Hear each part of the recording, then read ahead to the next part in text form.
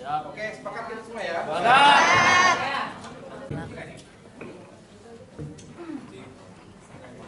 Dimulai di Lampung. Komisi 1 Dewan Perwakilan Rakyat Daerah Lampung Selatan menerima audiensi tenaga honorer K2 yang tergabung dari berbagai instansi pemerintahan daerah Rabu 8 Januari 2024 di ruang banggar kantor DPRD setempat. Dalam audiensi tersebut, para tenaga honorer ini meminta agar anggota Dewan dapat memperjuangkan tenaga honorer K2 yang telah lulus seleksi pegawai pemerintah dengan perjanjian kerja atau P3K. Menurut Ketua Tim Tenaga Honorer Abdul Rohim mengatakan, dari 394 honorer K2 yang lulus seleksi formasi P3K, hanya 10 orang yang menerima pengangkatan sebagai pegawai negeri sipil. Ia meminta agar pemerintah Kabupaten Lampung Selatan dapat mengakomodir seluruhnya seperti di kabupaten lain. Dan kebijakan pemerintah ada, semua ada. Dan teman-teman yang ada di sekolah PAN dan DPR RI, Pak. Kami akan berkirim surat. Teman-teman ini menunggu kejelasan daripada Kabupaten Lampung Selatan. Haryadi dari Kecamatan Seragi, Pak Sabudin dari Kelurahan Wayulang, Ibu Nuraini kategori 2 sampai kami menjadi ex tenaga honor K2. Bayangin. Tepatnya anggota Dewan ini menyelesaikan masalah kami. Terutama kami berharap tenaga K2 teknis ini diangkat full time semua, bukan paruh waktu.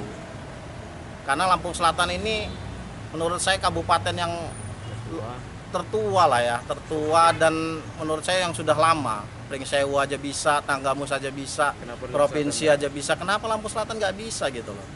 Ada apa ya? Gitu loh. Jadi kami ini ya sudah 11 tahun lah dari 2013 menunggu kebijakan pemerintah, kebijakan pusat, pemerintah daerah gitu loh kan. Kenapa sampai dengan hari ini? Nah inilah puncaknya hari ini kami mengadukan nasib kami ini ke DPRD. Menanggapi harapan mereka, Komisi 1 DPRD Lampung Selatan berencana akan menggelar hearing dengan Badan Kepegawaian Daerah atau BKD dan Badan Pengelolaan Keuangan dan Aset Daerah atau BPKAD untuk memastikan alokasi anggaran. Sehingga semua harapan para tenaga honorer K2 ini bisa terakomodir secara keseluruhan. Komisi 1 juga meminta data seluruh tenaga honorer di setiap dinas untuk memastikan nama-nama lolos seleksi P3K kategori 2 secara akurat. Lampung Selatan ini sudah terpecah. Menjadi PNS nggak masalah, Pak. Bahkan orang-orang yang honor K2 sudah duduk di ibu-ibu coba. Bayangkan Pak, ibu-ibu 50 lebih. Kita nanti tadi sudah saya sampaikan ke koordinator, kita minta data nama-nama K2 ini siapa. Jangan cuma angka, cuma nggak ada nama-namanya. Kita akan teliti juga di BKD nanti nama-nama tersebut. Itu kita teliti betul gitu loh. Betul nggak jumlahnya segitu? Berarti setelah didapatkan data nih dari masing-masing dinas kategori 2 ini Bang ya, apa yang akan dilakukan? Kita akan manggil keuangan. Kira-kira ini kan terkait masalah kemampuan keuangan daerah.